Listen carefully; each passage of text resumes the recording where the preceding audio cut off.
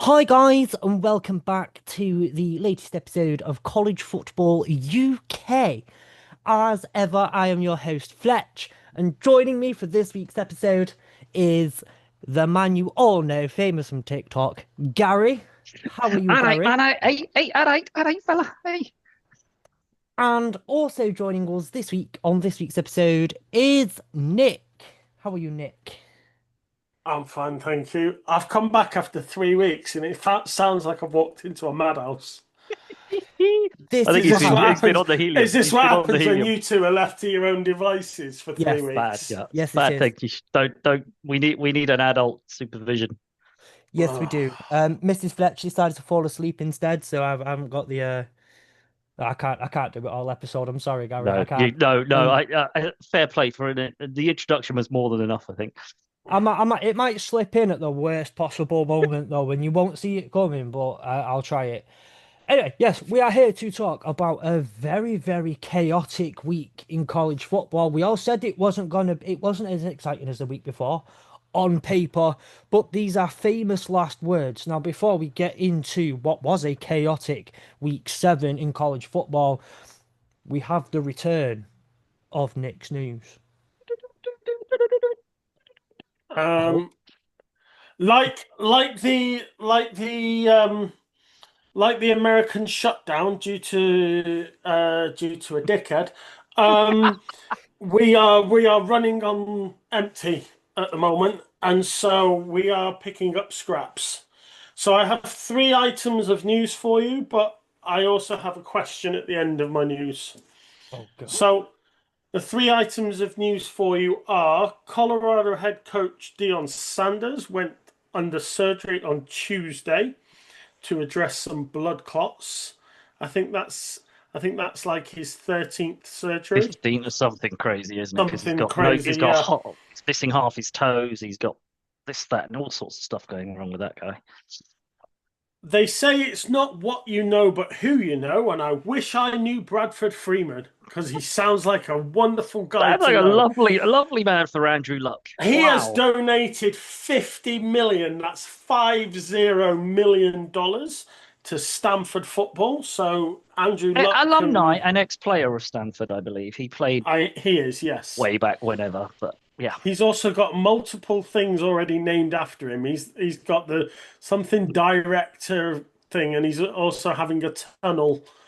The tunnel that they walk from the changing rooms to the field is also now going to be named the Bradford Freeman Tunnel. So, Why not? um, But if you've got the money, why not? But well, I wish I had that. If I had yeah, that kind of money, I wouldn't be giving it to Stanford got football, that's for sure. I would say if you that, had that kind of money, you wouldn't be with us on a Wednesday night. Let's face it. there I is that. probably would. I Actually, probably I mean, he would. probably would be. He'd just have a bigger board. The No, board would just but be bigger. we have Gary with us this week, we have Sam, and then live from whatever fucking college football stadium you're going to be outside of now, Nick. That's true. Oh, that's maybe what we should do. We should start sending me on scouting missions and Yeah, sending me to outside places. Yeah, reporter, just yeah. like the Yeah. outside reporter, who just I'll every put now and again he'd I'm come in and go, I've I'm got happy to put the legwork in and go right, if you guys are happy to fund the travel. I right, will put the legwork in. I've got 50p. We'll start there and we'll work Right, forward. we'll work okay. away. Okay. We'll get the GoFundMe page going on Twitter and everywhere else. The link will be in the description. Yes, it will. The last bit of news I've got for you is the NCAA have confirmed the new transfer portal for the FBS and FCS. It will be January the 2nd to January the 16th and will be active from this January 26 onwards. Um, I had an absolute mountain of news for when I wasn't here last week, Mm. but yeah. Um, Fletch, I'll ask you this question because I did ask Gary off recording. Texas have had a down playing start, let's say. It's a shame Sam's not here because I was going to ask Sam.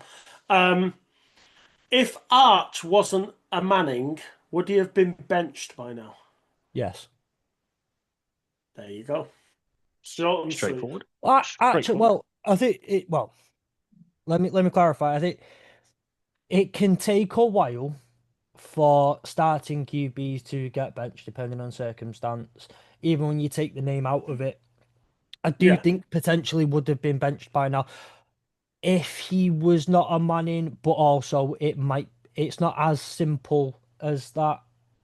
But by maybe not as he might have been benched a bit earlier than yeah. Anyway, so yeah, it's a little bit more complicated than just a yes or no, but I think probably by now he would have been benched if he wasn't a man in. And do you think the fact that James Franklin is considered on the hot seat to be a crazy stance? I do not, but that is something that I want to get into Oh, right. later on in this Okay. episode. Okay. I Because never I think talked about that's it. ludicrous, to be honest. I'm sure we can have a great discussion on it later on. Okay. Um, but that's something that like as and when we talk about what went on at the weekend, that's a discussion I think I want to have kind of about that time when it's about right. Yeah. Um, is that all you have for Nick's news this week? That's all I had. It was short and sweet this week, Lovely. to be honest. Do we? I know this is still an ongoing back and forth, up and down, and whatever else. The Kyron Lacey conversation that's floating around. It's Yeah, a tricky one, isn't it? Because Yeah, I saw that. I decided not to raise anything about it because obviously there's the issue that he technically didn't hit anybody, and so he didn't cause he but didn't crash into anyone, but it's rumored that his behavior on the road did cause the accident. yeah, And yeah, so it's unfortunately, it's he obviously felt guilty enough to take his own life, which is really, really sad. yeah. Well, yeah, it's that. Was he guilty enough to do that, or was he hounded into it because of the media And storm that that's was? why I just Yeah, left it alone and I didn't really want to go diving yeah. into it. yeah, It's a bit of a grey area, and I think while it's still going, I think we should probably mention it but skirt it in a yeah. yeah. So okay, if we want to mention it, it comes down to Kyron Lacey's lawyer has released footage that shows Kyron Lacey was not in the vicinity of the accident when it took place, where Yeah. unfortunately a couple of people did lose their lives in a car accident. This was the what was supposed to exonerate Kyron Lacey and likely see him walk away without any Posthumously further get action. well, he won't be walking away with it with anything really. Because unfortunately because of the media storm and the hounding and the police dealing and how they dealt with it, he ended up taking his own life under the pressure of it all, didn't he? So Yeah, he's no longer with us, and this is where it gets, as Nick said, tricky. yeah. And unfortunately, look, whatever gets said, it's a case that never fully got seen out. A lot of the information is still, it hasn't been allowed to run its proper due course. So obviously, at the end of the day, the most devastating part of this, and the only thing that's important, is I think two people lost their lives on the day, and then someone else lost their life because of this accident months later, and that is the most devastating part of it all. Multiple families now without a loved one at the seat at the table at Christmas, and all that kind of and those kinds of things. So that's what you take from it, and Yep. that's what we unfortunately that's the ultimate part of all of this is multiple families are missing loved ones. Um, I do have Gary. Did you have anything else as far as news goes? Nope, nothing that stands out. As Nick said, it's we've missed the big bulk of news while he wasn't with us. Are we sure you don't have any? Well, we don't have any more news because I can think of one piece of news that will be somewhat irrelevant by the time most people listen to it, but is Well, I relevant. suppose it is kind of relevant to today, isn't it? Because today is the Union Jack Classic pre-sale day. Tickets are now on sale if you had the code for the first in a very long time college football game in the UK at Wembley, September the 19th next year, 2026. As it's being dubbed, the Union Jack Classic between Arizona State and the Kansas Jayhawks. Tickets are on sale. interesting pricing, I shall was going we to say, you say? say they're on sale, but isn't it just a bloke It's a outside Wembley going, "I've got got tickets, buy ticket, my buy or sell, tickets"? buy or sell ticket, buy or sell spares. Yeah, I'm not sure how it works, but I mean, if you go to the website and if you got the pre-sale link, you are able to go to Ticketmaster and view what tickets are available. Um, Yeah. They're not it's, cheap. it's an interesting pricing method, shall we say? Yeah. We're not going to lie to you. We do think there'll be some changes as the months go ahead to some of that pricing. Tickets went on sale for as little as, sorry, I know my mouth is away from the microphone here. Went on sale for as little as £50, which I think with the fees and all the sort of stuff that Ticketmaster whack on top of everything, plus I don't know, is it Wembley do like if you blink at 20p every time you blink fee. Um, Very much. and then yeah, there's Don't forget, the you got to pay for the air that you're breathing at Wembley as well. oh yeah, and the £3 per toll that you have.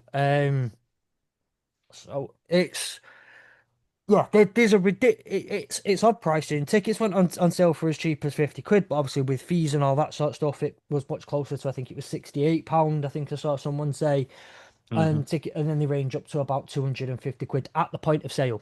Um, Again, not including fees Not and whatnot. including admin and whatever else gets thrown on the Yeah, top. the Yeah, admin for you to get an automated email. That is the admin fee that you're paying for, by the way. But I'm love not here Ticketmaster. to berate Ticketmaster. I'm sure that Everyone's Enough done that people, before. enough people do People have that. done that already. Yeah. um Yeah, enough people after Sunday have done that. just a little bit. But yeah, so the tickets are on sale. By the time this episode goes out, they'll still be on pre-sale, but a few hours after, they'll go on general sale to the public. The Arizona State and Kansas pre-sale have finished. And Now it's on they to had a couple of days before, didn't they? So yeah, yeah, it'll be interesting to see. I don't know if we'll get to see ticket sale numbers and stuff, but it will be very interesting to see how much of an uptake there was from traveling Arizona and Kansas fans, as well as UK availability. Will be yeah. interesting. We're keeping a close watch on it. Yeah. Arizona have got the Arizona have got the west side, and Kansas have the east side of the stadium. So, Um, not that that means that much to anybody, but Nope. the east side is nearest the station. The west side is farther away from the station, Which station? funny how and that worked. um, certain teams like to have their fans in certain areas Which based side on gets the Yeah. sunshine late afternoon again? I can't remember. Anyway. correct. Yeah. But Um, yeah, stay tuned. It's an interesting development for, you know, we're still excited that we're getting college football in the Absolutely. UK. It's just we were always curious about how they were going to market it and price it. Yeah, and how things tend will transpire over the next few weeks will also be really interesting to see. Um, just saying, guys, we're here. We are obviously the faces of college football on the planet. Really, I'm joking. I'm joking to all the other all of our other friends. We're Well, not we're not claiming to be that, but we are here. We are a UK voice shouting and yes, screaming and promoting this wonderful game. and we very much enjoy being part of the wider community of college football people in the UK who I'm sure will all be well taken care of within this. Because look, there have been many people who've headed up this game for so long in this country, and it'd be great to see them and all them get involved and all that sort of stuff. Anyway, right, so don't want to get barreled down in all of this. It's the best thing we Really can do right now is move on. look toward Move on to what was a go in the back mad weekend. I think Week it's being called Upset Weekend, hasn't it? Is it been dubbed Upset Saturday? Yeah, and I'm trying to think of a name for this weekend, for this episode. I was gonna go with more upsets than a drunk Christmas dinner. Um, the drunk family Christmas dinner. Yeah. So, but I'm open to suggestions. All need to be around the word upset and people being upset. So, the best thing we can do, as we've done for the past few weeks, we'll go through the top 25, how they all got on over the weekend, and then we'll look to some games that we're interested in outside of the top 25. We'll get the graphics up, go on to week 7. So, let me just get this up. Right. Week First overall in the top 26 last week was Ohio State. They played, hang on, Minnesota. Minnesota, Minnesota. wasn't it? Yeah. Um, in 42-3. no, they didn't Job play done. Illinois. That's this week. That's this week. Well, why am I Fudge. back onto Why the that? fudge? I think you were looking at that. That's what the word you were looking for there. Yeah, ESPN bounced me to the next week without Always me does. clicking anything. Always does. Yeah. Um, Stupid website. I hate the ESPN website. I need to start using a different one. Anyway, yeah.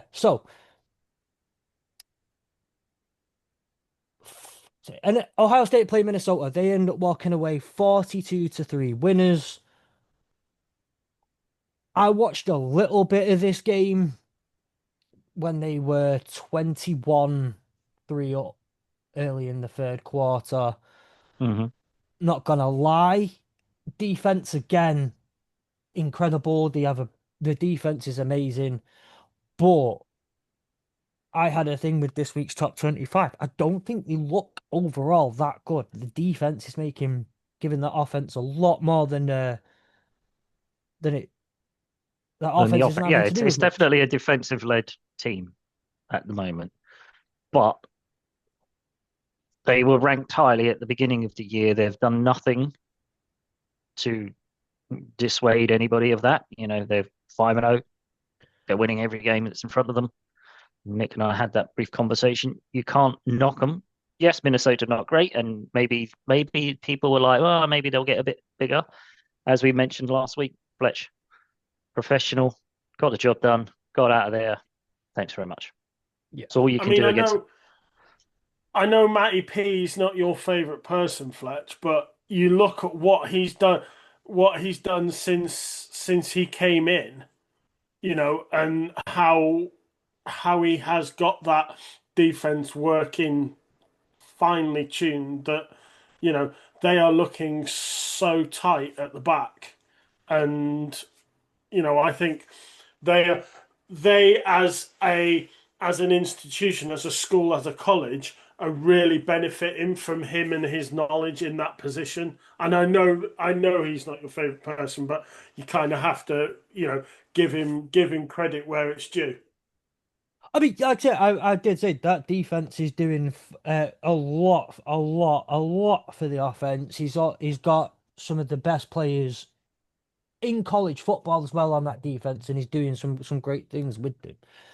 Um, but my thing's been that I finally gave in to some trying not to be too biased in this, but some thoughts this week. Something I'll get onto probably again in a little bit, but uh, yeah, at the end of the day, it's a comfortable win from them. They win 42-3. The only points for Minnesota came in the first quarter. Yep. Not a lot needs to be said on the actual game, I guess. Uh, think I'll just mention a couple of key points in it for him. Uh, Julian Sayin went 23 of 27, 326 yards, 3 touchdowns, no interceptions, and a quarterback rating of 97.4. That'll The get the job done pretty much every week. Yeah, they had a good day on the ground, 133 yards. Carnell Tate, who was meant to be the wide receiver 2 this year, saw the majority of the yardage in the air with 183 yards off nine That's receptions. average of 20 yards of reception. That's not bad, is it? It's not bad. Really not bad. Jeremiah Smith saw 67 yards, 2 touchdowns, and Carnell Tate got the other one. So, yeah, just the offense is doing bits still. Um, though, like I say, the defense is absolutely leading that team. It'll be interesting to see if what might happen with that team should the defense have an off day. Will the offense be able to step up on days when maybe that defense, gets found out a little bit, or a team does manage to get at them? But at the moment, nobody's been able to touch them. So Uh, yeah, they sit pretty at number one still. yeah, I mean, like, look, I'll say this, right? They've gone up against Texas in week one. Texas were ranked number one, but since then, I think That's we've all that's not seen looking as good a win as we it. thought it Yeah. was. Um, since then Sorry, Sam. they beat Grambling State 70 to nothing. Fair enough. Ohio State 37 to 9. Not Ohio State, sorry, just Ohio. Washington 24 to 6. Minnesota 42 to 3. None of those offenses, other than what should have been Texas, and so far they've been extremely underwhelming on offense, Hence Nick's question. stand stand out as much as they probably should. They've got some games against what should be much better offenses. They've got Illinois at the weekend. That should be a better offense for them to go up against. They've got Penn State in a couple of weeks. Should be a better offense. They've got the mighty Purdue, um, which I don't think mighty and Purdue actually go in the same sentence together. Sorry. They UCLA do, but UCLA could be a tricky one for them with Nico with finding his what's gone feet. on. Um, And then they've got the actual mighty Michigan at the end of the season. They do have to test themselves against some better offenses. Yeah, Um, and again, like I don't want to be the homer. I don't want to just be the Ohio State hater. But I'd like to see, like I say, I'd like to see them go up against some of these better offenses and just see how they fare. yeah. Um, I agree. I against mean, I agree. They've not yeah, been tested anywhere. And, we did think the Texas game was going to be a test for them. It's turned out that maybe Texas were slightly elevated. So yeah, it'll be interesting to see when they do come up against something a bit more sterner test, if you like. But at the moment, any test that's in front of them, they're dealing with in a very kind of workmanlike, business-like manner. Nothing wrong with efficient. that. It's Yeah. it's efficient. It's getting the job done. They don't. Why go out and spend? Why go out and blow out a team 60, 70 nil, yeah, risk injuries when you can get the job done, do the minimum. 20, 23 or 27, 326 yards from your QB. Even on regular days, that will get the job done. But against a team like Mississippi State, oh sorry, Minnesota, that's definitely going to be good enough. yeah. Um, next up was number two ranked Oregon. They were on a bye week this week. I do believe I didn't Yep, see them this. Yeah, they were on a bye week. Obviously, I didn't see them. Um, can't see them there either. So, uh, they were definitely on a bye this week, by the looks which of is things, they won still. They beat the bye week. Um, nobody got injured. Yep, yeah. Next up, so we go to number three. That was Miami, yeah, who went the up McGuffin Bowl. against Florida State in the McGuffin Bowl. Now, good news for everybody: the McGuffin stays in Florida, in the state of Florida. It just doesn't change hands. Yep. Um, it stays at Hard Rock Stadium. Gary, what went on in a game that, if you Don't look be at the don't be score, deceived. Don't be deceived by the scoreline. The scoreline does make it seem like it might have been slightly closer. Um, it wasn't. This was a Miami team that was very efficient, got the job done early, 28-3 up the end of the third quarter, 19 points in the fourth quarter for Florida State, garbage time. Game was done by then. Miami were very, very efficient, got what they needed to do without minimum of fuss. Big game interstate. Everyone was, building up a bit and whatever else.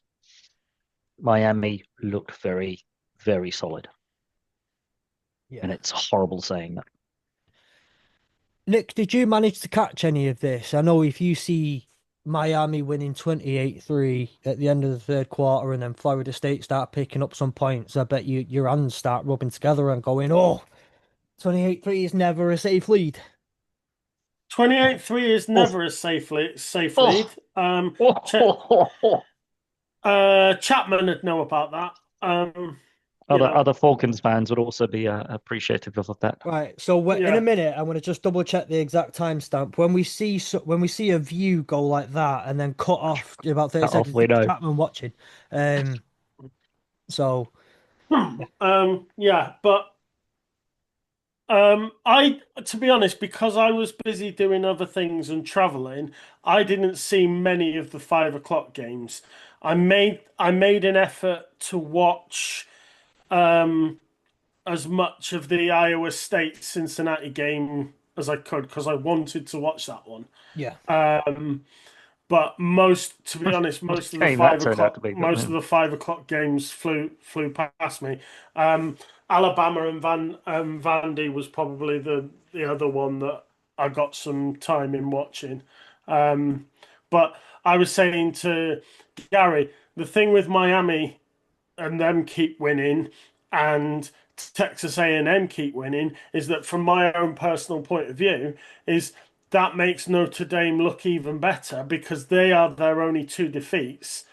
And in those two games, Notre Dame scored more points on either of those teams than anyone else has, and and only lost them by a one score. So Yeah. I mean, at one point it was a kick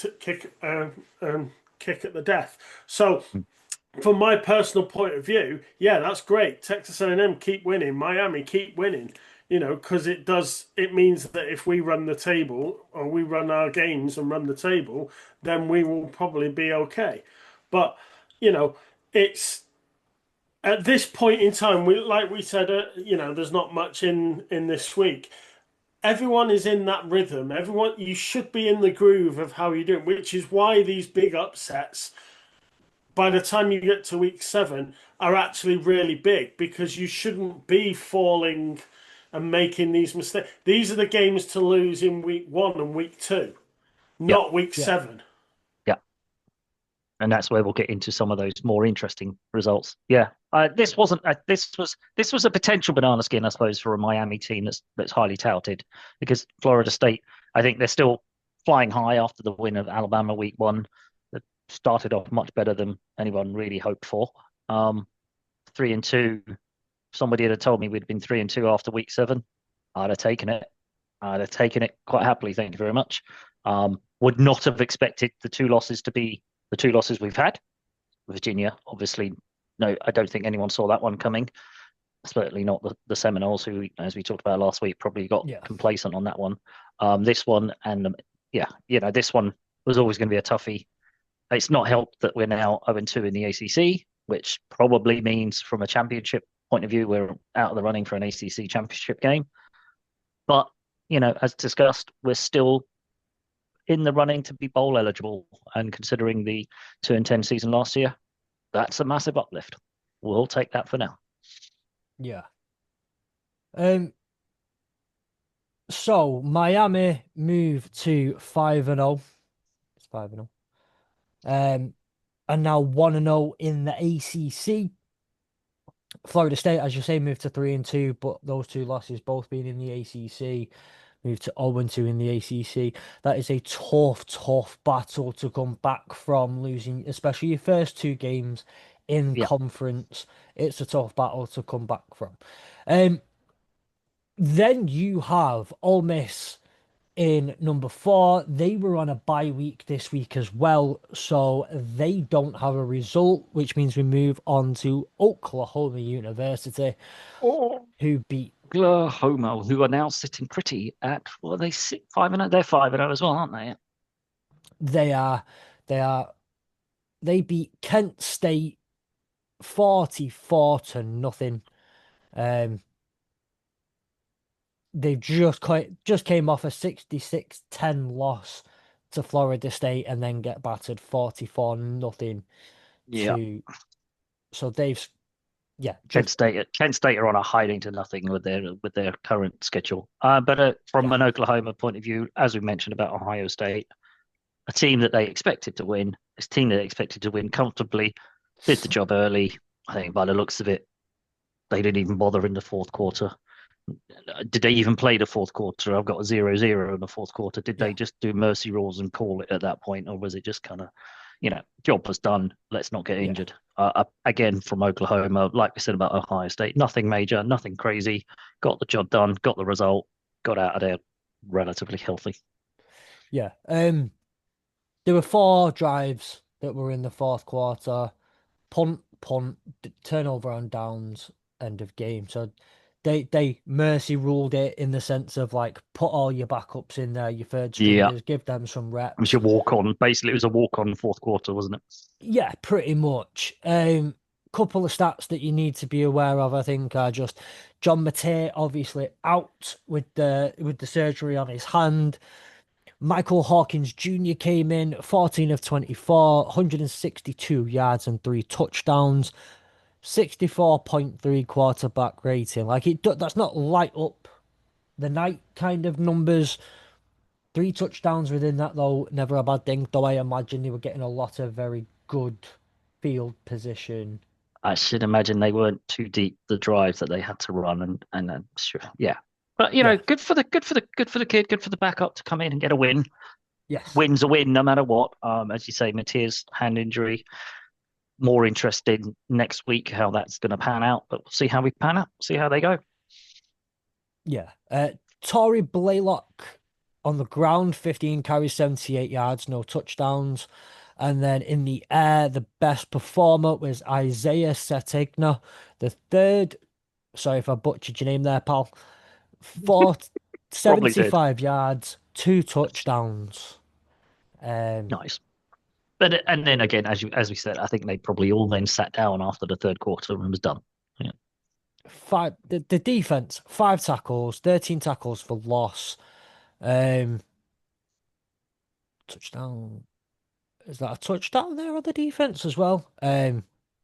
Three, Yeah, it must have done. Yeah, must have been uh, somewhere. there was an interception thrown in. Yeah, just not a good day at the office for Kent State. Though, like you say, it doesn't particularly get very nice going forward. They did beat Merrimack at the start of the year. So they got probably their only win of the season. They got UMass, Toledo, Bowling Green, Ball State, Akron, Central Michigan, and Northern Illinois. Yeah, they might So, sneak it against the Zips. um, but that's significantly better than having to play Texas Tech, Florida State, and Oklahoma. Yeah, yeah. Their body's going to be battered and bruised. They're going to be looking for a week off soon. Texas A&M next Nick, again. Nick, do you have anything to say, by the way, on the Oklahoma game at all? No, I felt watching uh watching obviously just the quick few plays here and there. Um, the only thing I would say about Oklahoma, and this goes into a whole wider concept, is that I think they're being unfairly um, treated in the fact that I think they're a better team than the rankings are actually um, where they're being ranked.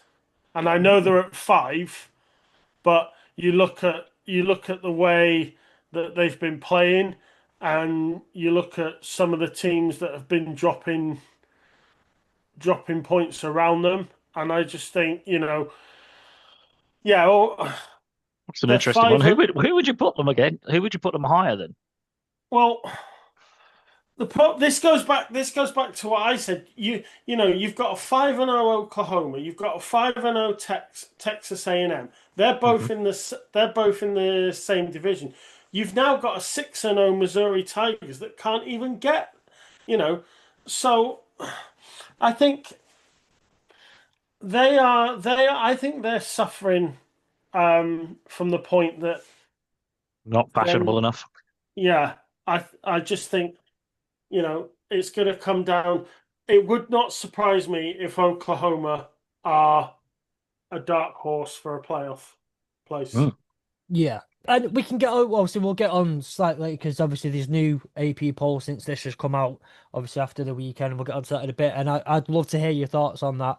Mhm. Um, Going on to six though, going on well, last week six is Texas A&M. They walked away with a comfortable win over the Mississippi State Bulldogs. They won 31-9, moved to 5-0, 2-0 in the SEC. Marcel Reed, 13 of 23, 180 yards, two touchdowns and an interception. On the ground is where they really got it done. Ruben Owens the Really did. second, 21 carries, 142 yards. They got two of the touchdowns on the ground as well. In the air, your best player of the day is Mario Craver, who had six receptions for 80 yards, no touchdowns. It was Casey Concepcion, I believe that is probably again butchered, Well, two good name though. touchdowns. Nice. Concepcion, who got two touchdowns in the air with 61 yards. Again, like it seems like a very there's no easy games in the SEC. We know this.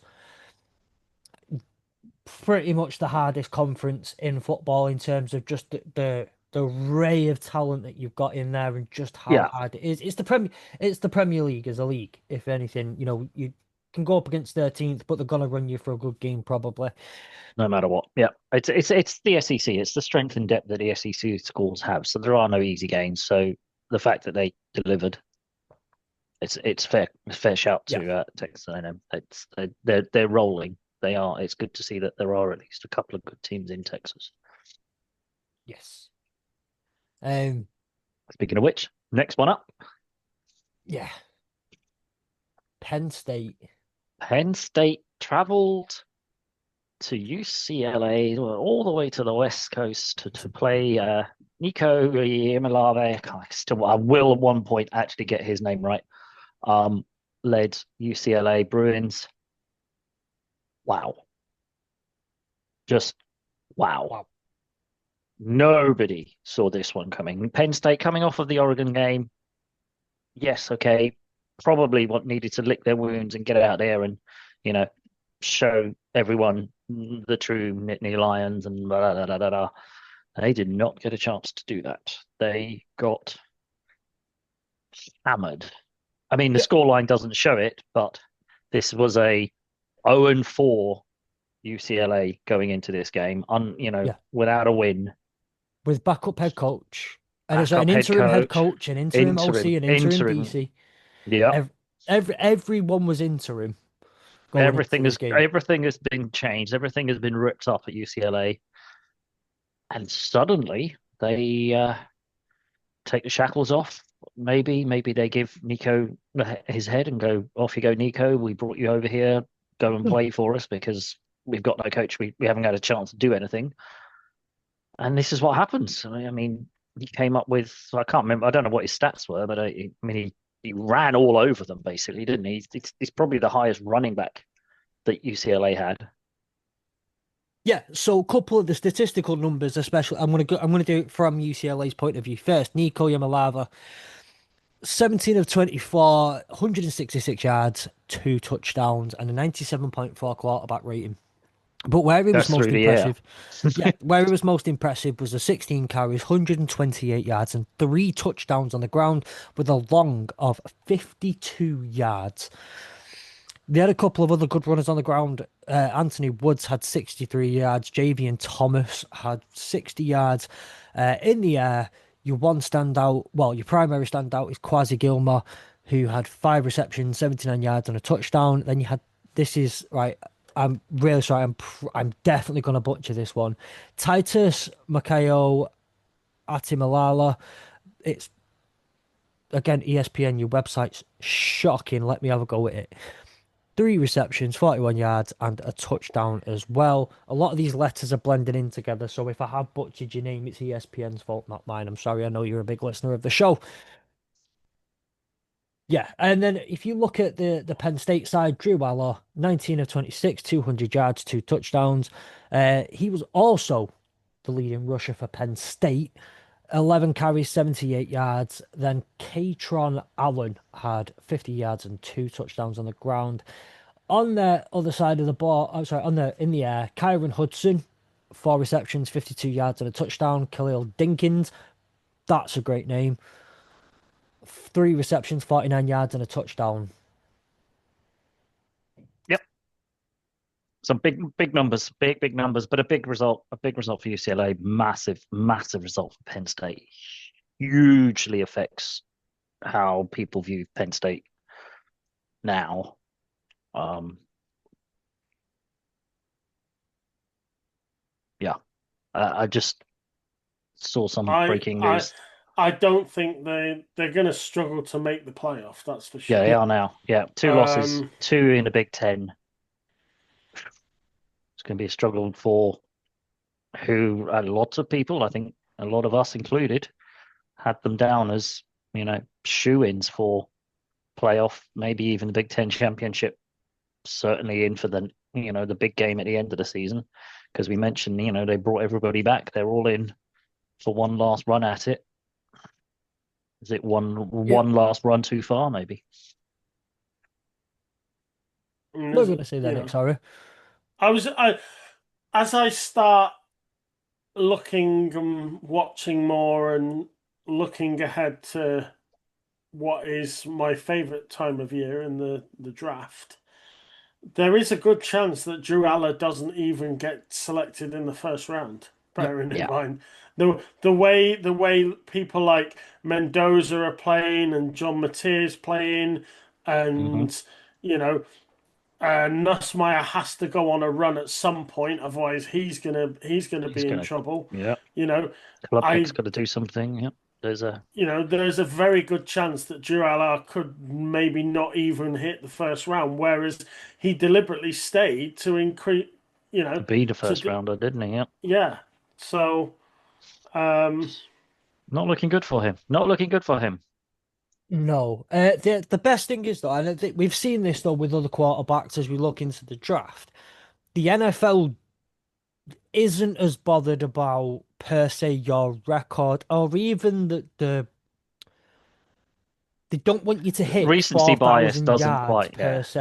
Um, Recency bias is not so much on the draft, I is it? do They know look that at tape. Mm. a lot of NFL teams are just like, look, fair play, but like, yeah, fair play, Kyron Hudson let you down a little bit, or some of the talent was around there. Do you at least have the mental toughness? Do you have all of that? You got up, you got sacked on that play. You were 12 points down with 3 minutes to go, but you got right back up and carried on. You hope things like that carry on for him. But yeah, you're right. It's not looking great for him, especially from from the results, from all of that stuff.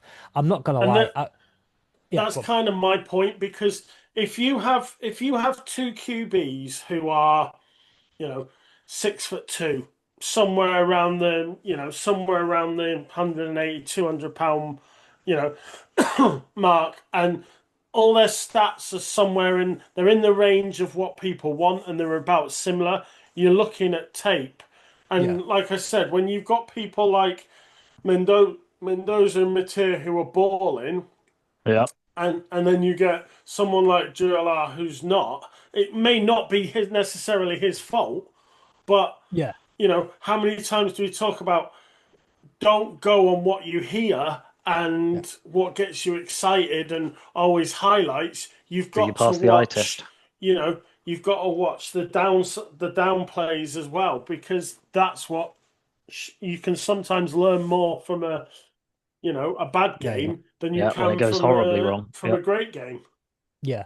Do you know what? I feel like you missed an opportunity to say you got guys who are balling and then Drew Wilder's are balling, and it would have been the perfect little Appalling. pun. Aha! And Boom, boom, boom, I boom, just I boom. just feel like you set yourself up Missed the there for trick something there. that just Missed the didn't trick, I didn't am you? not. um I am not as good as you, obviously, and not that's as why quick you. witted. That's why you lead this show, and we just follow. I understand. That's a fair point. No, joke. I don't agree with that Is statement. it? Moving swiftly It's on. it's because yeah. Anyway, I'm but I'm after a pay rise, Gary. I'm Yeah, so after a obviously, pay well, you rise. are. here's the where the conversation lies that you wanted to have before, and I'm Yeah. gonna throw it out there, and then you can call me whatever names you want. It No. won't affect your pay rise, because you Because weren't there isn't getting one. out one anyway. Um, James Franklin is, and I'm gonna throw this out to Cy Carroll, right? Cy Carroll put up one of the best tweets I think I've ever seen in a long time, and it sneaky was as well. Not enough people I think like this one. Is James Franklin the Mikel Arteta of college football? And I I saw that. actually thought it was a really, really good tweet, and it made a lot of sense, right?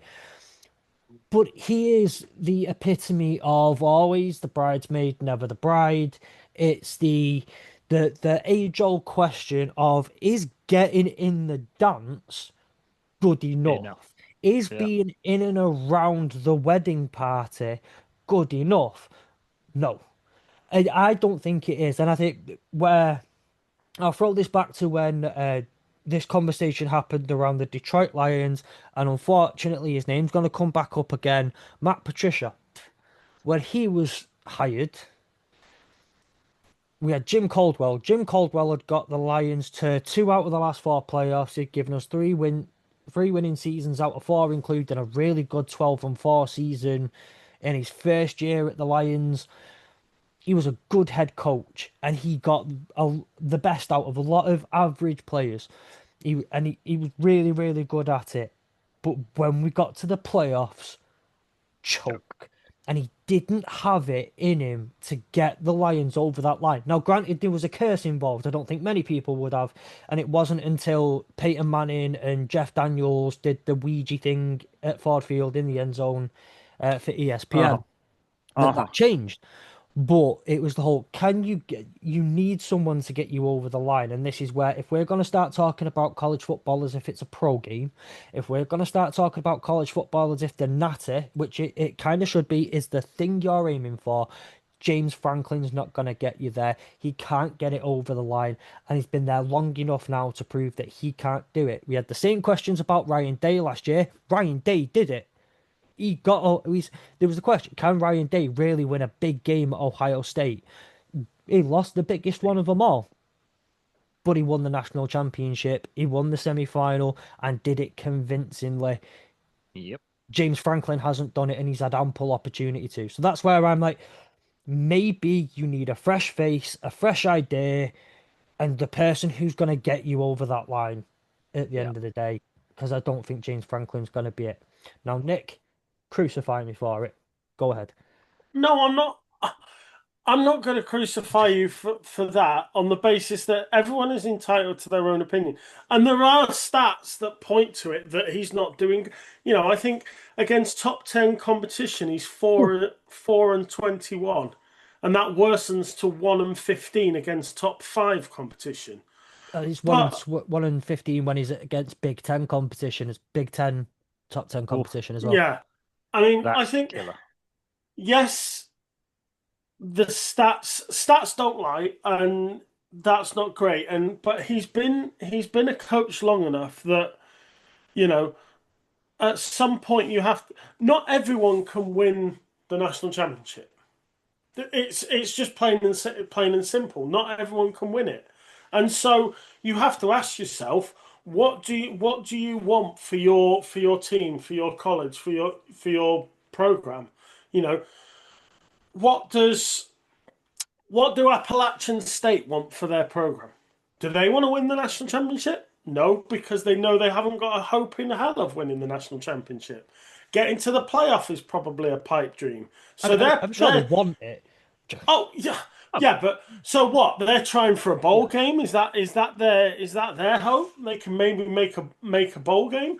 And so I think if you say, and I do not mean any disrespect to Penn State, but if you say we are there to win the national championship, I think you're on a hiding to nothing because I don't think you will. You can pick whatever coach you want. I don't think Penn State can win the national championship. do you And think that now, or did you think that before the season?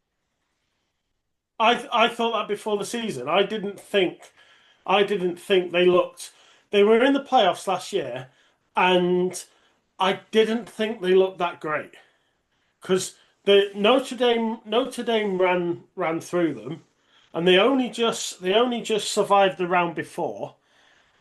So I I think Penn State have to ask themselves what do they want from their program? Because if someone said to me, right, here's a college program, here are 5 coaches available to lead your program. If James Franklin's on a list of 5 coaches available, barring depending on who else is on that list, he's going to go in some attention because he's a good coach that you'd want to lead your program. Yeah. Yeah. It depends on as you say, your expectations, your realizations. And for a college like Penn State, a Mikel Arteta who gets you in the dance, gets you national coverage, and gets you, TV rights, and gets you, in the playoffs consistently, even if it's scraping by or whatever else. Is that not what you want though? That's what you would want. That's good. Yeah. It's got to be good enough. And maybe they are, and he is suffering from over expectation because of, oh look, you've got Drew Arla coming back, you've got your 2 running backs coming back. You should go back to the Natty. You should win it this year. Wasn't Penn State saying that?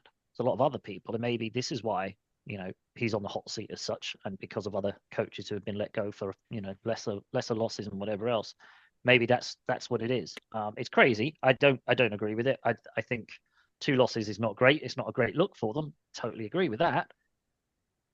But they're still probably going to make it to the playoffs.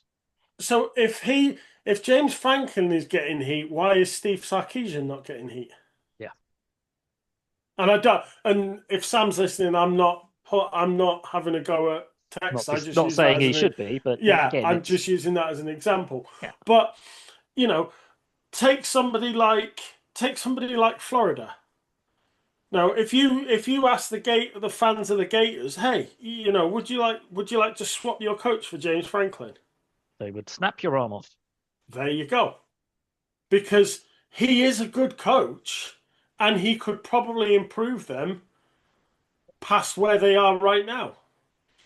And I don't think he should be on the hot seat because he's not good enough. If he's being considered as to he's taken Penn State as far as they can go under him, you have to ask yourself, are you reaching too high? Let's have a look here. Where I can't find a year by year, and even ChatGPT won't give me the actual year by year. But I know that in general, they float around the 15th in the country mark every year in terms of recruitment. It won't show me to do with the transfer portal, but you're ranking 15th roughly every year. In and around, sometimes slightly higher, sometimes slightly less. You are constantly in close to, if not in the. You're close to the championship game, but you're never in the championship game for the Big Ten. Apart from this year where they lost it, they were always getting just kind of just slightly muscled out of the Big Ten championship. Like what he's okay, so and here's where I'll say that it's different to Steve Sarkisian in a couple of ways. One, James Franklin's been there since 2014. Steve Sarkisian's been there since 2021. Yeah.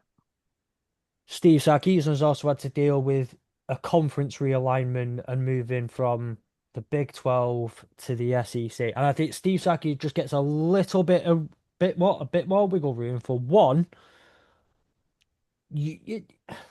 Things are different, very different at Texas than they were 3 years ago in comparison to they're not as different at Penn State as they were 10 years ago. And even if you now take away the fact that like the Big Ten's no longer split into an East and West, I think a school like Big Ten, a school like Penn State should probably be saying, no, I think we should be able to be recruiting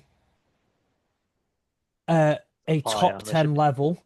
I think we should be able to be competing for Big Ten championships, and I think we should be able to be in the question for a national championship. And I'd personally say James Franklin can't get that done. Someone else might come in and be able to get them just over that next step. But build on the foundations of what he's put in there. But as you say, 10 years, maybe the higher ups are getting antsy. James Go on. Franklin has taken Penn State to a bowl game in 2014, 15, 16, 17, 18, 19, 21, 22, 23, and 24. It's taken a worldwide pandemic to stop them getting to a bowl game. Yeah. You know, I I can't see what more a coach can do for an organization and a team and a program than that. And as Nick says, I think it's expectations outside maybe of Penn he's State. 104 and 42 with a 64 and 33 conference record. All of those stats are great, but as you say, the downside is when you delve into that Yeah. top stats against top 5 or top 10, that's not a great look, and that's probably, unfortunately for him, being held maybe, as we've talked about strength of schedules and good and bad losses, he's also getting a similar sort of ranking. Yeah. Look, I think there's a much bigger, and we can continue this conversation on for a long time. But I don't want to spend 2/3 of the episode just talking about James Franklin. So are we all right to we both Yeah. got We it haven't out even there? got to Are the you all end right of. to We move haven't on even got from? out of the top 10 games yet, so we should probably We crack on a always bit. do this. But I do fully see where you're coming from, and I have I don't I want to get to the entirely next game. Get to the next game disagree already. with you there. No, my only issue is I just didn't think he deserved to No. be on a hot seat based No. on. But other coaches should be on the hot seat much warmer than his. Yeah. Go on, move on. Then you've got Indiana. Now I do believe Indiana were also on a bye week this week. Exactly. This is why we need So to get we to the next don't game. need to talk about them. Texas. Oh, we do need to talk about We Texas. do need to talk about Texas. Texas lose in Gainesville to Florida, 29-21. Another game where the winning team doesn't need to score in the fourth quarter because it was already pretty much done and dusted, 29-14. And dusted. Do we need to have, as we've said, as you've already kind of asked the question anyway, is there a conversation that needs to be had somewhat about Arch Manning? Arch Manning. It's an interesting one because, Sam at the outset was very much like the hype train has taken over a little bit here. He was not sold on Arch. Obviously he's coming in with a lot of oh, look at your cousin, look at your uncles and all that sort of stuff. It's not his fault. This is in effect his first junior year or whatever, his first starting year. So he was quite quick to dampen some of the expectations around it. However, I think losing to a Florida team which has not looked great up to this week, and I will counter that with that Florida team didn't look great for most of last season and then suddenly had a turnaround towards the last 5 weeks of the season, which saved Billy's job last year. Are we on the Billy Napier turnaround train again? Yeah, this was not a good look for Texas. They did not look great. Did never look like getting back into the game. Never looked like being in the game, quite frankly. Yes, conversations will need to be had at Texas. Is this too soon for Arch? Does he need to sit? Does he need to kind of learn a bit more? I don't know. This was a bad loss. Yeah. I don't. All I think, looking at it, I think any talk of him coming out in for this year, because there was the Archie's come out and said no, he's not going to, and there was, some media people have been saying, well, until he says he's not coming out, he might yet. You look at something like that, you look at just Texas in general this year, but you look at Manning, and I think the fact that there's no way he's out this year at all, not a chance. Not really. He should utilize as much eligibility as he can get, play for as long as possible at college. He's not going to be short of NIL deals. He's not going to be short of cash. He's not going to, suffer by staying in college a little longer. He'll actually benefit from it because of he'll learn a lot more. He doesn't look ready, and he certainly doesn't look like he should be hitting the draft this year. Yeah. I don't have a lot to say on this. I'm happy to have all I'm that happy to said. just laugh at Texas going, can't believe you lost to Florida, who everyone has been lambasting as a joke organization and a joke team. Suddenly, Texas go into the swamp and get turned over. I mean, Yeah. it's quite a bad loss for them. And this is me saying that after we just lost to Vandy. We just lost to Virginia. So, Yeah. Excuse me. Sorry, and I just want to give a shout out to Florida though as well at the same time. And Billy Napier, they've had a rough ride of it for the past few weeks. The defense has mostly stepped up. It's been their offense that has been disappointing. For the most part, Billy Napier has had to deal with lots of boos, lots of people calling for his head.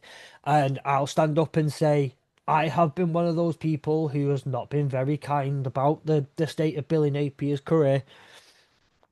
And I stand by a lot of it. And I think a lot of the criticisms have one been game doesn't valid. change it. One game doesn't change everything, but that's a big game. One that it was a statement win for Yes. you in one that you can take back to go back to Gainesville. You can go back to practice, and then you can take it with you for the rest of the season and use that to build on. Texas A&M coming up at the weekend, Mississippi State, Georgia, Kentucky, Ole Miss, Tennessee, and Florida State at the end of the season. A lot of games, a lot of tough games, and you can work off that, and Yeah. hopefully, because I don't want to see someone lose the job. If they can be good enough to do it and salvage his job, I hope he can. I do hope he can because I don't want him to lose. I don't want him to lose his job. No, I Um, mean, and we said at the beginning, Florida's schedule, I think, for the second year running, is possibly one of, if not the toughest schedule out there. So this is a massive fill up. This is a big win for that program. It should give the players a spring in their step to kind of get back out there after some tough losses and stuff like that. So yeah, all told, there's some massive big plus points there. I think we know that Murph in our group and the UK and Ireland media won't be happy that Billy Napier may have just saved his job for another few weeks anyway. But there we go. yeah. Moving on to Alabama and Vanderbilt, ranked matchup. So this knocks two teams off the top 25 that we need to go through. Alabama walk away 30-14 winners. Vanderbilt started strong, 7 points up. Alabama tie it. Vanderbilt go ahead. Alabama tie it 14-14 at the half. But then the second half is all Bama, baby. Diego Pavia and Vanderbilt have been on a really good stretch. They've been performing. They've been playing some really good football. Still, for me, a very good team. That's not really a question. Just clearly, maybe not quite as good and not quite there yet in terms of challenging for SEC titles. But Yeah, shout out to them for making a game of it. make it a first half of it. They certainly Yeah. made it a game in the first half. But yeah, The I two think turnovers cost them. The two yeah, turnovers cost them. real But momentum killers, weren't they? I think you look at that first quarter as Vandy just take charge and start dominating straight from the off, and it's like here's the Alabama from week one. Week one. Yeah. It's just like, but fair play to Alabama. They turned it. They got in at half time and made some adjustments and what have you, and came out and did what they needed to do. So, I think, like you said, it was a ranked matchup. It has an effect. It has an effect on the ranking, and hopefully Vanderbilt can just turn themselves around and get back on the winning train and go again. What you don't want to see is them just collapse, because I think they're better than that. Yeah. That would But be Absolutely. that would be the worst thing to happen to Vandy, because this is a tough matchup. This was always a tough game for them. they've been on a bit of a run. It's only one game. Hopefully, they, as you say, they can bounce back and they don't lose the momentum and stumble and then just drift off into insignificance for the rest of the season. Yeah. And Because shout out, Diego Pavia has been a great storyline. Pimping yeah, his mum out and everything else. We need more of that. pimping his mum out, taking shots at the Big Ten, all that stuff that he's been doing. He's got a mouth on it, but he's also got an arm and a very, very lot, a very, very lot, a huge amount of talent. And shout out as He's well to Kalen DeBoer, by the way, talking about head coaches who may have saved the jobs. And I know Kalen DeBoer, I don't think he was actually really on, like, probably on a bit of a you got the Alabama He's done a athletic hiding to director nothing, and hasn't stuff he? Yeah. saying, "Listen, you need to sort some stuff out." Alabama fans weren't happy with him, but 4-0 in the last 4 games. You beat Georgia, you beat Vandy, you're 2-0 in the SEC. You figuring things out, Yeah. figuring things out. Best just thing that could have touching, happened to Bama was they lost week 1. yeah. Just touching back on Vanderbilt. Obviously, they won their first 5 games out the block, but Alabama's the start of that nightmare run. Alabama, LSU, Missouri, and Texas. Now, we've gone through Texas, and LSU aren't exactly blowing Setting the world blowing on the fire doors either, off are like they? we thought they were, but they are still tough games for Vandy. Not to mention Auburn have been playing well this year. Tennessee have been playing well this year. So the rest of Vanderbilt's schedule is a bit of a Isn't nightmare, mm. and you know they could well wheels fall off. I just don't want to see it. I think hopefully maybe they can get something out of maybe Squeeze another win out one of there or somewhere. two of Just these this big 4 game run that they've got. Yeah. It's worth mentioning as well, it's only the second ranked matchup they've played. And they obviously won the other one. They've got a few more ranked matchups coming up. That's where you'll really see the full on test. And again, now they're in the SEC schedule, no longer in the out of conference schedule. It should start getting a bit chippy tasty. for them. Moving on to number 11, Texas Tech. Not a lot needs to be said about this one. They run out comfortable winners over Houston. 25-11 up at the half. Pretty much comfortable. Go get another 10 points in the second half. Concede none. Nice and easy. Job done. Yeah. Exactly what you'd want. Again, like we mentioned. No dramas. Put the game to bed early. Score a few extra points in the second half. Thank you very much. Yeah. Also, what are you doing with your logo, Texas Tech? Yeah. Oh yeah, Actually, yeah. We forgot about that one, didn't we? I didn't. I Name, was going to bring it up here. name a bigger downgrade. I'll wait. Yeah. If nobody's seen it, go and look on social media. Texas Tech are rebranding and upgrading their logo for 2026. They're taking out the double T shaded sort of effect that they have been running with for the last 26 years, I want to say, and are going. I don't know what you want to suggest. I don't know if any of you lot are graphically minded. Just It looks to me a bit Photoshop paint job. Somebody's graduate work has kind of been given to go ahead. they said, let's take this graphic. Let's take this logo. Just make it worse. Just make it worse. Like do the same thing Flatten it, but make it worse. boring. Yeah, take the same logo but make it boring.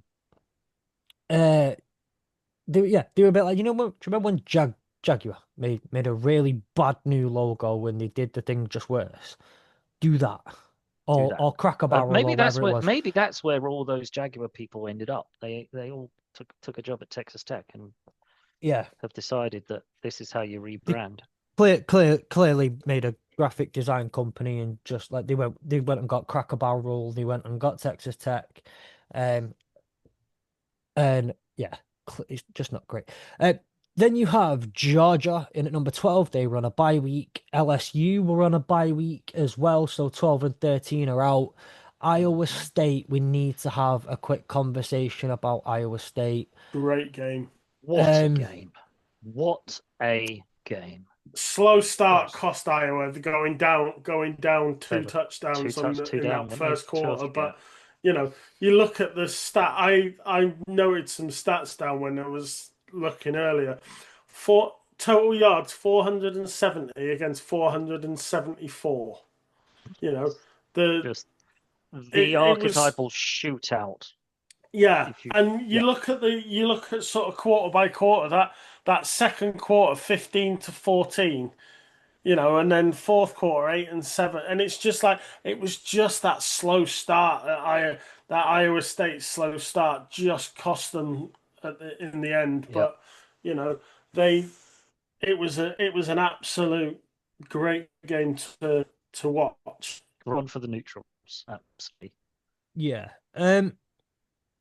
I had a there's a I'm not saying it's the reason for a terrible or a really slow start, but Iowa State were missing at the weekend a couple of really key pieces on the defense. Um, trying to find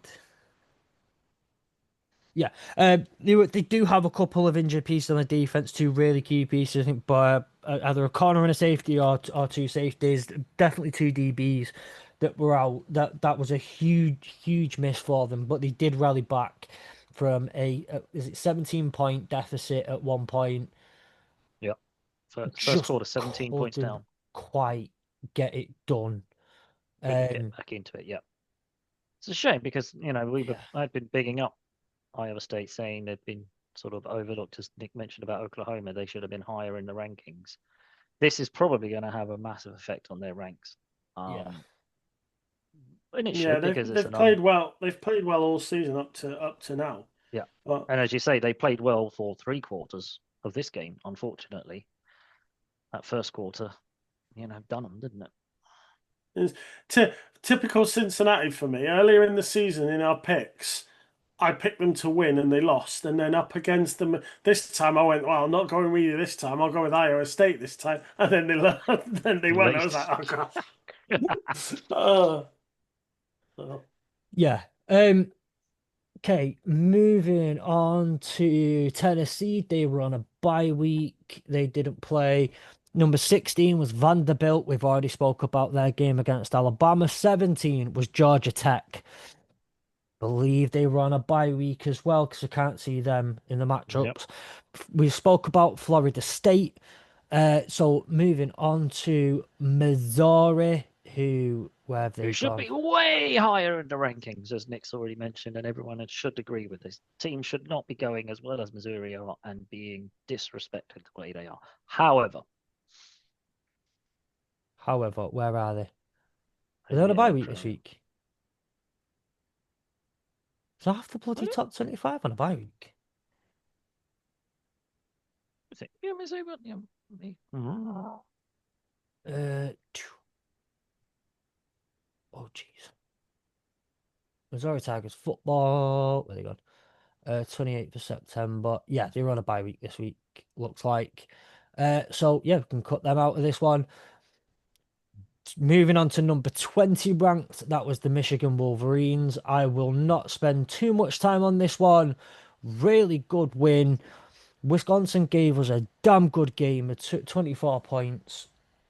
Does not particularly reflect how well Wisconsin played, though Michigan did. Like the second half was much better, particularly offensively. Their D line gave our O line tons of trouble all game, but Michigan get it done. Justin Haynes, ridiculous performance again. Yet another 110 plus yard performance, 2 touchdowns. Bryce Underwood looked like he was against a much better team, like like a good quarterback against a much better team than he's been facing so far. Well deserved win. Michigan figured it out. I think that's about all that needs to be said, really. Yep. Um, and that should again reflect in the rankings. That's a bit more of a comfortable win than the week before, but two good wins, not ranked wins, but good wins for Michigan. Moving on then to no Notre no Dame next, isn't it? trade no trade Not, Dame not for, Notre no, Dame. no, no, I don't no, know. Nick, do you know not. anything about this one? Yeah. The Fighting Irish. Uh, didn't really need much fight, to be honest. You know, Boise State aren't what they were. Um, Boise State are and not the Broncos of last year, are they? no, they're not. Um, and they were Notre Dame were just sort of did what they needed to do. They just didn't get out of third, fourth gear. They just plodded along and got the win that they needed to just move on to the next one. So again, I think it's like you said about Michigan. It's a win. It's a win against a half decent team, and they've used up all their lifelines in the first 2 weeks. So it's just you've got to win out. You've just got to keep winning. Yeah, So they did what they needed to do, and it was simple as that. yeah. How did Love look? I know he got 103 yards on the touchdown, but how did Love look overall? He looked okay. He was efficient. Um, I'm loving CJ Carr. Watching CJ Carr and comparing it to having to watch Riley Leonard last year. It's chalk and cheese. It's lovely. It's great. Um, he's looking more and more confident, Yeah, and I think as the offense becomes settled and they get into a rhythm, um, they're yeah, they're starting to churn now, and lovely. I think other than the USC game at the end of the year, nothing's worrying me. Hmm. Lovely. That'll come back to bite me. Yeah, that's a Um, big statement to stay at week 6. Why? Why? okay, moving on to Illinois. They walk away with a comfortable-ish win over Purdue.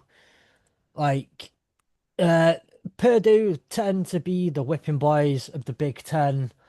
Yeah, well, they just Standard got win. whipped by you Probably guys, gave didn't up they? a bit too much on the. I'd say probably giving a bit too much up on the defense, but it didn't really matter. Purdue go up. They have a 20. The, Illinois score 27 points in the second quarter. Purdue score 27 points in the game. Like what more needs to be said? Yeah, Um, Miller Moss 34 of 48, 329 yards, 2 touchdowns. No, that's not the one because Miller Moss doesn't play for Illinois. Uh, no, you're thinking of it- Altmaier as it's well. Where are you Altmaier, going with isn't that? it? Yeah, 19 of 22, 390 yards and a touchdown. Don't get much more dominant than that in the air. Beatty had 5 receptions, 186 yards and a touchdown. Nice and easy. Um, Next up was BYU, who I believe run also on a BYE week. No, they no, weren't. no, they They were weren't. They against beat West West Virginia. Virginia. Uh, West Virginia, Mountain Hero. Mama. BYU beat them 38-24. I think it was I didn't quite watch any of comfortable. this I game. think no, I didn't see much of it either, but I think the scoreline may be flattering West Virginia a little. I think BYU were comfortable early on and probably put in a fair few backups second half by the looks of it and allowed West Virginia to get slightly closer than they would have probably liked. But I'm Yeah. thinking that's what happened. I didn't see much of this one. Yeah, I mean, 28 points in the first half for BYU. West Virginia get 24 points in the entire game. I got another one of them. Yep. So, okay, we're not going to speak, we're not going to spend too much time on that one. Then from West Virginia Mountain Mama to Virginia, they walk out overtime winners against against Louisville. Sorry, one that I had as the ACC winners last year. Louisville, very, very frustrating at this moment in time. It always feels like they're gonna be another one of the Also they random, have so so much near, so more close. Yeah. that they can give, but they're just not quite there yet. Virginia 3-0 in the ACC, 5-1 in in the overall And record, overall. Hmm. 30-27, double overtime. Yeah, not a great win for Virginia. A win, but considering the big win the week before, they didn't really get going. Should have probably done a little better. I'm looking at it from a Florida State perspective. It doesn't help us that we lost to them, and then they, you know, just about scraped through this game. Yeah. But hey ho. This game was one of those anything you can do, I can do better. Because it's like one of them's like, yeah, I'm going to go down and score a touchdown. You'll go, right, well, we'll go down and score a touchdown. We'll do that. Right, You well, did we're that, going to didn't go and score a field goal. Right, so we'll score a field goal. Well, we're going to score a touchdown and a field goal. Right, so we'll score a touchdown. And it was literally just, right, go on, you have a go, then we'll have a go, then you have a go, you we'll have the have a ball. go. Who's got the ball? You've got the ball. I've got the ball. Yeah. And it was entertaining. It great game for the neutrals. Yeah. Okay, so yeah, Virginia, they walk away with a win over Louisville, double overtime. Miller Moss, 34 of 48, 329 yards, 2 touchdowns, because that actually is relevant to this game. Taylor walks away, 16 carries, 68 yards, and a touchdown on the ground for Virginia. And then Bell gets 12 receptions, 170 yards, and 2 touchdowns in the air. Finally, and last but not least, Arizona State, who were on a bye week. Yeah, I was going to say they didn't play. They were on a bye week. So we can't talk about them. Did any other games stand out? We've talked about them enough. We've talked about them enough. Yeah. Any other games stand out real quick before we move on to week 7? Well, it certainly wasn't the Air Force versus the Navy. I didn't watch any of that. Devastating. Devastating. You're not here to. You're not Of here course to you did. Of lambast course the, you the, didn't. Of course you No, didn't. obviously, I saw that game and went, nah, not for me. No, not for me. Moving on. Can Thank both you. teams lose? There were a couple. I mean, I watched a couple. Kansas State, Baylor. What a game. And what an ending. What a finish. What a finish, apparently. What a finish, apparently. So, I mean, I'll just give a quick one to it. Kansas State, obviously, they were in Dublin this year, so they've been a team that we're keeping an eye on. Same with Iowa State.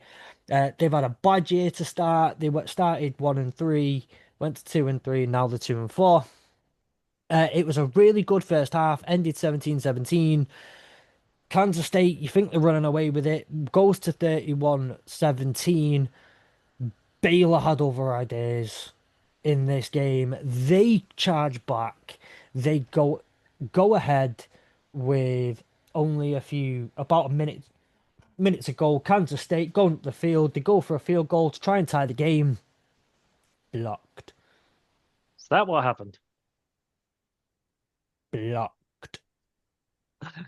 I say that because as a UK fan, we were trying to watch that, and unfortunately, a number of people who were watching that game found their stream unavailable.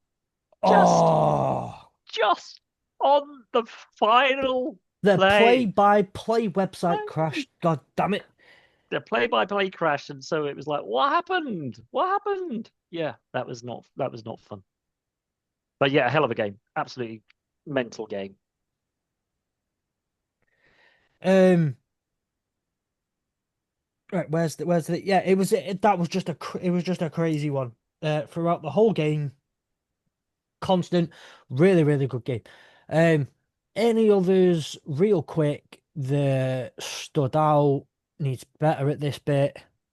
I want to say, by the way, shout out to Fran Brown, Syracuse head coach, for making me look like an absolute pillock on this podcast. As soon as I say that he will be in the conversations for top jobs around the country next year, he goes and loses 2 out of 2. Thanks, Fran Brown. Still think you're a good head coach, though, and definitely need to be in within those conversations. Well, I think he's probably saying thanks to you for jinxing him. Yeah. Blame me. Blame me. Why not? Teams would have been winning if it wasn't for that random guy in England. And I do want to say, by the way, I feel really bad. We need to speak about UCLA a second, actually, because we spoke so much about Penn State, and Nick waffled on with his load of crap about why James Franklin shouldn't be. I'm joking. But we spoke a lot about Penn State after that game. What we didn't speak about was UCLA, and we had a little bit of a chatter about him, but not enough. And crap, what's his name now? The interim head coach. Dave. John, Dave. Dave. Dave. Dave, Everyone, something or other. everyone knows a bloke called Dave. That's why they called the channel Dave. Um, I've got a great joke about Dave. Tim Skipper. There you go. What a Tim name. Skipper. He played for UCLA. No, he's not. No, he didn't. Um, that's not Tim I Skipper. think it's the OC, wasn't it? The OC was Yeah. yeah. I think the new offensive coordinator played for UCLA. I think, wasn't it? Yeah. But yeah. Anyway, so there was just a few things about the whole win. The OC played for UCLA. Now is like stepping in as OC. Massive, massive game for him. And a really, really good, important win for him. And it's really, really nice to see. Who was the one who posted? Was it CFB? Because they were talking about him all weekend, and just some of the things were really, really cool to see. I can't be asked trying to find it now. I'll come back with it later on. Probably put it on the socials. But yeah, just some of the things that came out around the win were really nice to see. It's really nice to see UCLA finally get a win. Um, like just a massive, massive thing for them. They played so well, Yeah. and I think and also as I say, they got the Nico that they had hoped for. They thought they were getting the Nico that probably. God, where did he leave from? Oh my God, my brain's gone. Tennessee. Where did? Yeah, Tennessee. the Tennessee was it? hoped they would get. Showed up this week. But I don't think watching. I mean, just seeing bits of him in the first sort of 5 weeks. I don't think he's been. It's not been like his fault that UCLA No. haven't been at the races. No, You know, he's gone into that setup, and I think maybe it's just taken that time to get everything, going in the right direction, sort of thing. So I don't know. Maybe UCLA will trend upwards now a little bit, sort of Mate, come back into the group. But I think maybe like you said, it's quite possibly it's just taken this time to get going, and now they've got the guy that they wanted, and got rid of the maybe other we'll guy. see an Then upturn. maybe. Also, just one M- quick one about another game. I just kind of caught my eye. Buffalo, Eastern Michigan, yeah, overtime, final overtime. And I'm only saying this because I shouted out Buffalo as the potential champions of their conference. 31-30 yeah. overtime. Oof. One of those ones that I wish I could go and find and rewatch because that sounds like it was a barnstormer. Absolutely. Yeah, it did. To be fair, I think that kept popping up on a couple of my Play by social plays. media. No. Just a couple of clips on social media, to be fair. Yeah. But it did look like a good game. Next week we do need to. We didn't get a chance to this week, just with everything. So next week we will we will visit our preseason predictions for conferences, see how we're getting on. It will be No, week we don't need to do seven, that. We don't need to seven and do a that. half. We'll be officially halfway through the season. I think we need to, Nick. No, we But don't. yeah, we do. No, we I'm not sure we don't. need to either, but we Oh, I can tell you do what, I tell you what, it. I tell you what. Tell me that James Franklin deserves to be on the hot seat, or we're doing it.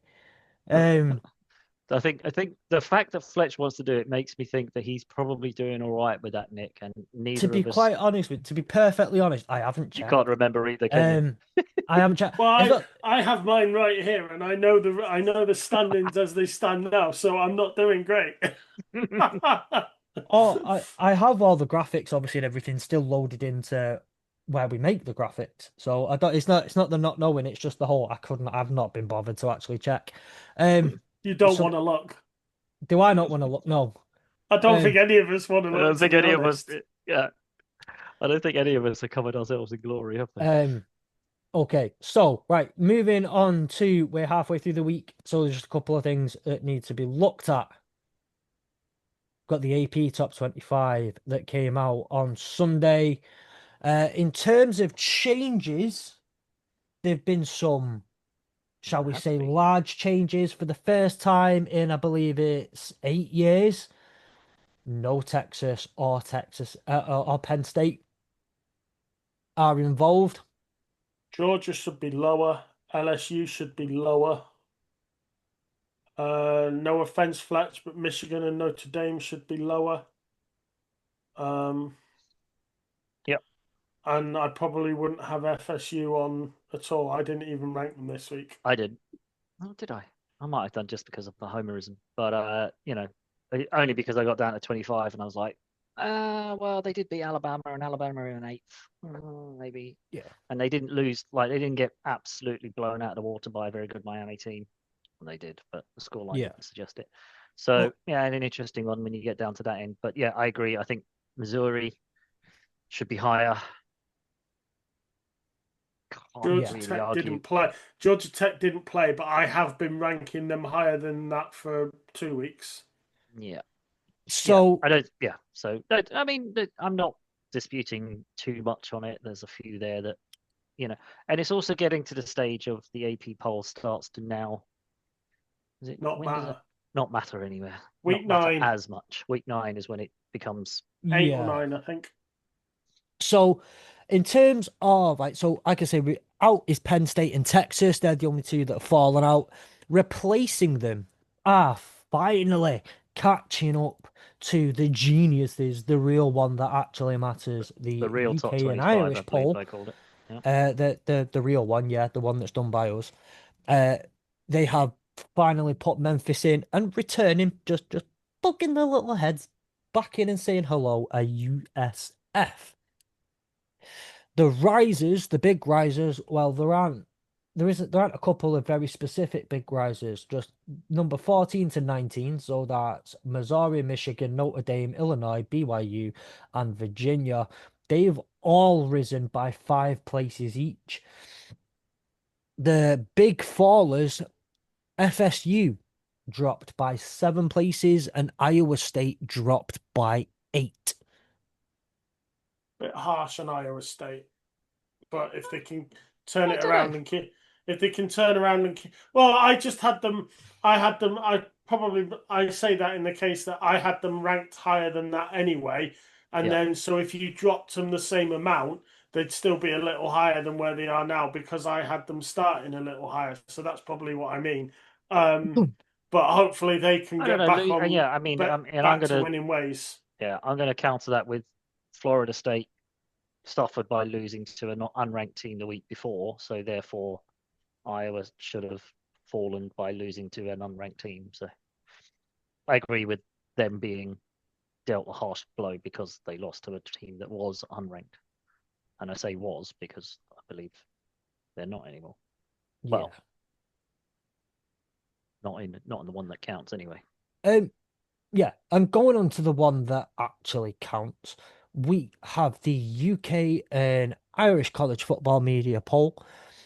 Leaving the poll this week, much like the Need to change the graphic. AP. Has it not changed? Yeah, nope. Go back. There it is. There we go. Okay, so new this week. So leaving this week, even much like the AP poll, Texas and Penn State are out. Instead, replacing them is North Texas and Cincinnati, and that is because the mean green in there. Some absolute geniuses already had Memphis in there anyway. Mm-hmm. Big rises this week have been BYU and Virginia. Even 2 or 3 places, didn't they? No, Iowa State and Vanderbilt are the big fallers of the week in the UK and Irish poll. Iowa State. Are you sure about that? Iowa State and Vanderbilt. Are you sure about Iowa State falling?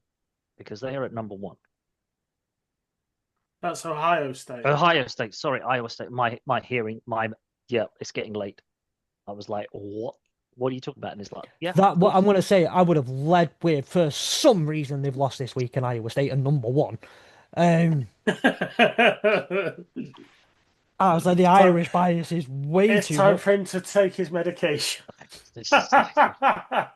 Wow. The fact you said it 3 times and I still was like, no, they're number 1. It's like, Iowa, Ohio. Iowa State have fallen to 22. Um, last week they were double check. They were 18, 11th. 11th, yeah. Vanderbilt have fallen from 14 to 18. And this is where, by the way, I said a couple of weeks ago, and it's the last kind of thing I'll say on the AP polls because it's starting to come on the polls. And the big fallers are now including teams that are falling only about four, maybe five places, and this wasn't the case a couple of weeks ago, Yeah.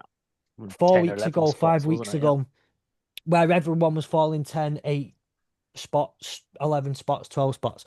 And again, this is where, just for clarification, for those of you who are somewhat new to college football and want to know what, but now we're 6 weeks in, we're 7 weeks in. Every team's played at least 5 games. Every team's started to play conference games. This is where you start to see leveling out. The frauds of the start of the season are gone. Found out. They've been So found out. Sorry, go on. my question is, why on both the AP poll and the UK and Ireland poll, why can a 5-0 UNLV not get on the list? I mean, On either poll, they are 5-0. They are 5-0 There are through teams 6 on there that weeks. should not be there. And you look at what they've got to come. Air Force, Boise State, New Mexico, Colorado State, Utah State, Hawaii, and Nevada. There is a very good chance that go on UNLV could be 9, 10, 11 Yep. quite easily. And what are we? Are we still not going to rank them? what Because they surprise deserve to be in there. what will surprise you the most, I think, here is if you actually look at the AP poll now, unfortunately, we don't get like the others receiving votes for the most part for the UK and Irish poll. But they do the others receiving votes in the AAP poll.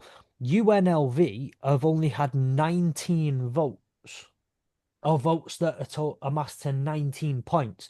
Cincinnati, 129, Texas, 111, Penn State, 97, Utah, 84, Nebraska, 60, Southern Cal, 46, UNLV, 19.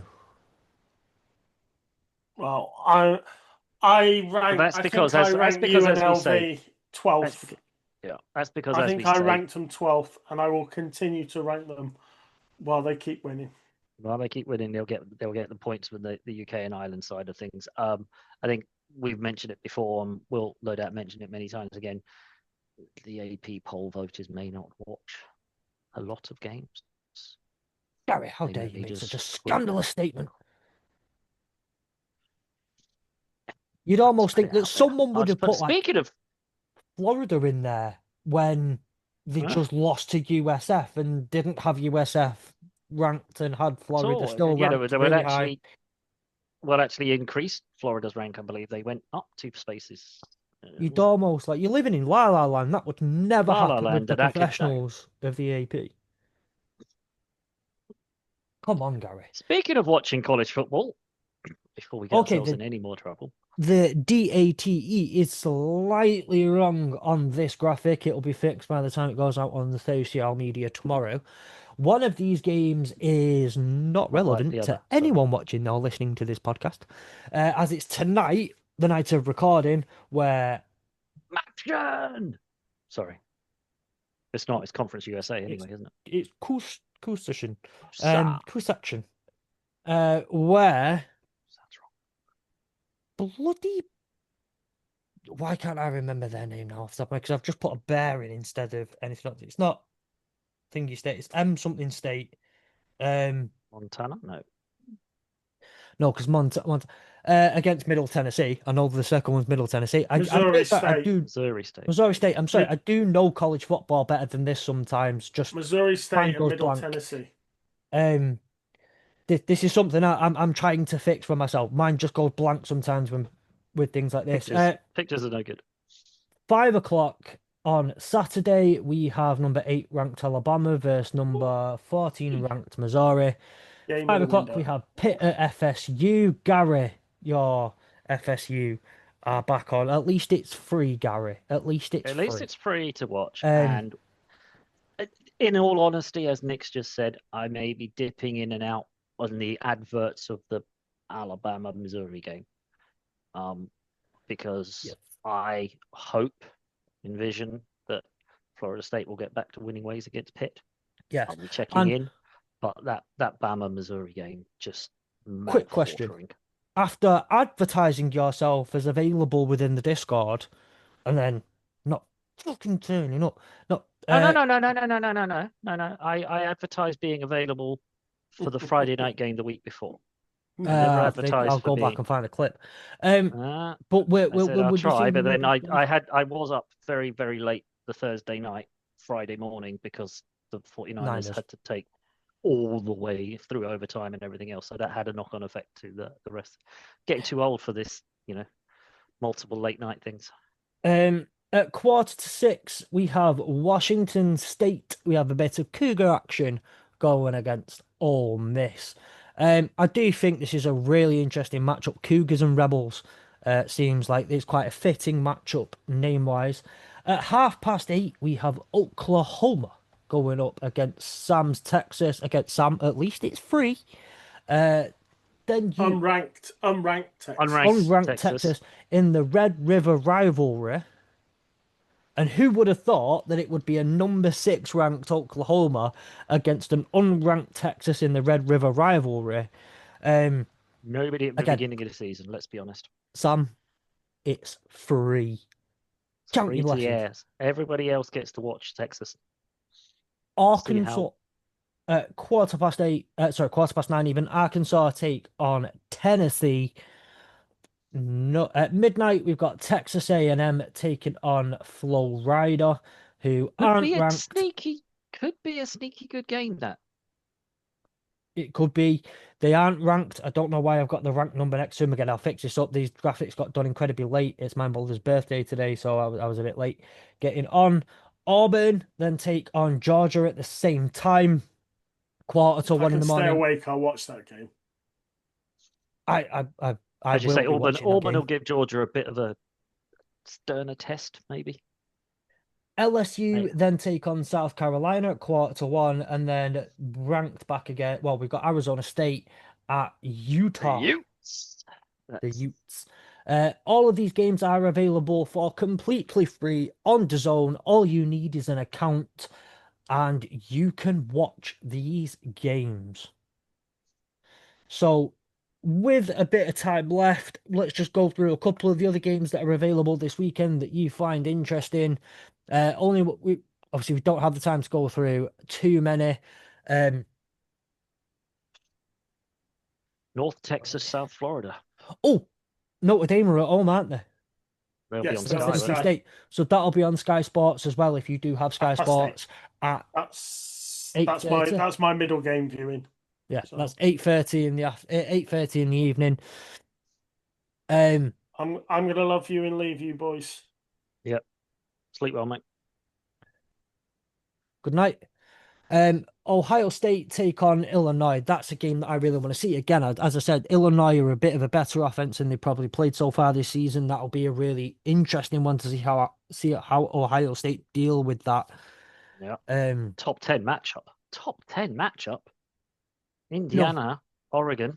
Oh, No. yeah, I was gonna say. I thought you were saying Ohio State, No. I'm Illinois. I was saying like, Indiana, Oregon. Now that's gonna be lights Oof. out. And I was gonna say, like, right now it's between Ohio State, Indiana, and Oregon as the top of the Big Ten. Penn State are 0-2 in the conference. They're pretty much out the conversation now. They're Yeah. done. Don't even bother with the question. So this is a massive weekend in terms of Big Ten action because again, Ohio State they go up against a big test in Illinois. This is one of the hardest tests of the year, other than Texas, although Texas Yep. we have questions about. Indiana, Oregon will have implications on the Big Ten championship game. Huge weekend for Big Ten football. Huge weekend. Be interesting. It would be nice. It would be good to get Adam back next week if he's available to talk about this one, because this I think is going to be a cracking game. Well, we do, of all jokes aside, we do know Adam listens to this podcast. I will message you in the morning, mate. But if you do hear this before I message you, give us a shout. Let us know if you're available next week. Absolutely. Also, thanks for the headache. Jeez. Oh yeah, that was a wonderful. Um, a real one of the ones I'm most interested in, unknown naturally, Michigan. Behind me, but Michigan, USC on the West Coast. I think that's two very, very well matched teams. Both of them play completely different styles of football, but very well matched. USC unranked.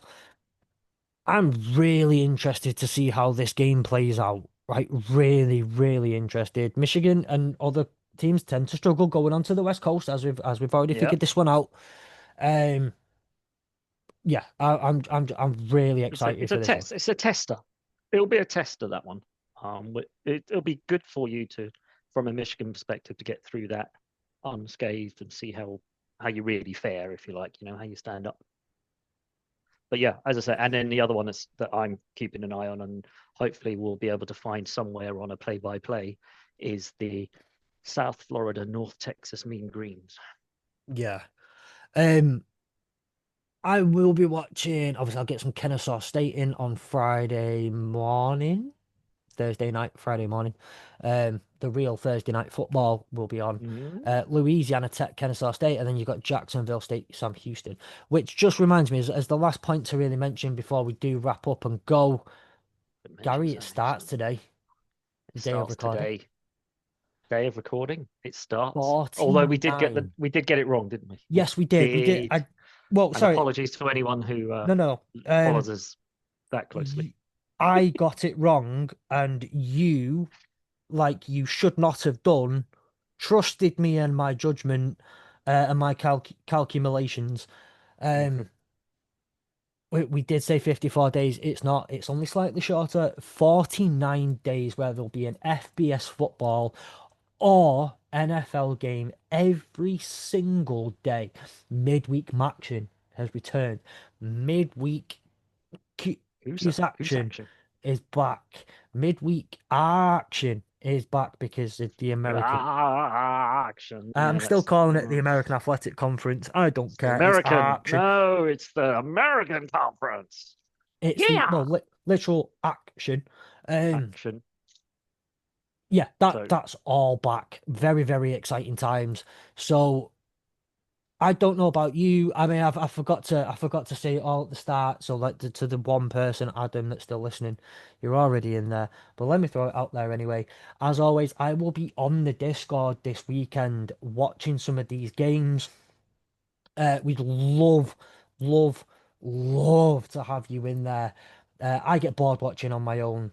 If you want to come in and talk football and watch the football games and talk about the football that takes place, then please feel free to join the Discord and do that with us.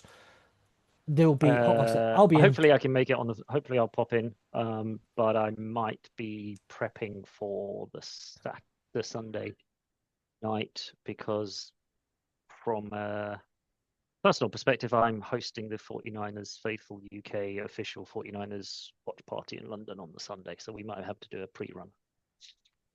Oh, well, have the best time at the 49er Faithful watch party, Gary. Have the very, very best time. The official 49ers watch party hosted Official in Philadelphia. 49ers. Official, So it's not just yes. any fan run event. No, it's the official 49ers are flying out. They're bringing the media team and the international team are coming out. We have an alumni turning up as well. We have Marquise Goodwin turning up. Oh, I still love Marcus Goodwin. What a player. So yeah, going to be a big weekend. So as I say, Nice. I might be in the Discord, but likelihood is I Totally. might have to be preparing for the Sunday. Totally understand if you cannot be. Those things are more important. So I'll be sat there on my own. If you don't want to leave me on my own crying, please do join me in the Discord to watch some of the games. Somebody go and talk football with him, not random discussions. Yes, please. Otherwise, like it's got to be Mrs. Fletch, and I love Mrs. Fletch, but there's only so there's like I want to watch football, right? Actual football. I love her, but like not that much. You love Yeah, her, but she's a so Tennessee Volunteer fan. That game will be on obviously as well, by the way, while the day's on. Though it'll be on TV over there rather than rather than within my Peripheral. peripheral. It'll be in your peripheral vision. Yeah, if I do Anyway, yes. that, So if you are around, please come and join us on the Discord. The yes, link will be yes, down below, because in otherwise a we're going to end up button, waffling for the next. the button, in the button down below. Obviously as well, go follow College Football UK on social media, Instagram, Twitter, Facebook. Although again, I'm terrible at Facebook. I need to get sorted on Facebook. People still If use it, mate. You're missing a trick there if you don't I get know. out there. Well, I'll even throw this out there. If you're based in the UK, because that's what we're all about, and you want to come and give us a help at the AEW network with socials and stuff like that, I'd be very, very, very grateful. Running about 90 different pages over about 60 different platforms. It's just Yeah. it's a lot. Whilst trying to get all this It's sorted a and lot that for a sorted out. passion project as well. Remember, Um, we're not doing this for yeah, pay. We don't get paid for this. This is all no, just because we love the game and we love the sport. So if you're out there and you feel the same as we do, hit Fletch up and come and give us a hand. yeah, please do. I'd love, love, love the help. And until then, we will see you next time. Hurdle the Line will be out on Friday morning. The preview show with myself, Sam, as you will know, and Carl. On Monday night, we record the review show with Chapman, Tom, and Ollie. Saturday morning, we'll hopefully see another episode of the Fantasy Den with a couple of other familiar faces. I can't say them now because you won't watch if I tell you who those faces are. Sick of the faces by now. And we will, yeah. So give us a follow. We'll see you next week.